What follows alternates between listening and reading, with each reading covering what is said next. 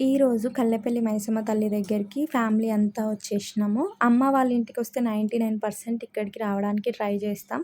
1% miss అయ్యే chance ఉంది. First దర్శనం చేసుకున్నాము.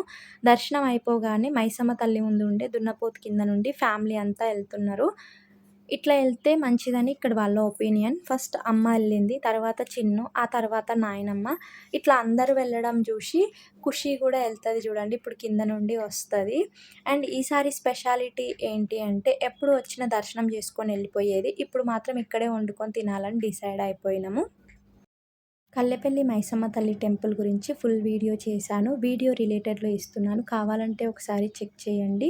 ఫైనల్‌గా మా దర్శనం అయితే అయిపోయింది. అందరం గూడా చాలా హ్యాపీ. ఇంకా ఆరె చెట్టు దగ్గరికి ఎళ్ళడం మాత్రమే మిగిలిపోయింది. ఆరె చెట్టు దగ్గరికెళ్ళి ఆరె ఆకులు తీసుకున్నాను. బ్యాగ్‌లో పెట్టేసుకొని నాతో పాటు ఈ వీడియో చూసే మీ అందరికి కూడా మంచి జరగాలని కోరుకున్నాను.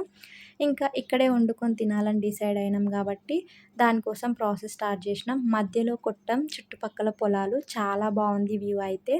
ఇంకా ప్రాసెస్ అయితే స్టార్ట్ చేసేసినాం. నేను ఆనియన్ కట్ చేస్తున్నాను. నాయనమ్మ మీ అందరికీ హాయ్ చెప్తుంది. తమ్ముడు మాత్రం వీడియోలో కనిపించనని తల కిందికే ఉంచాడు.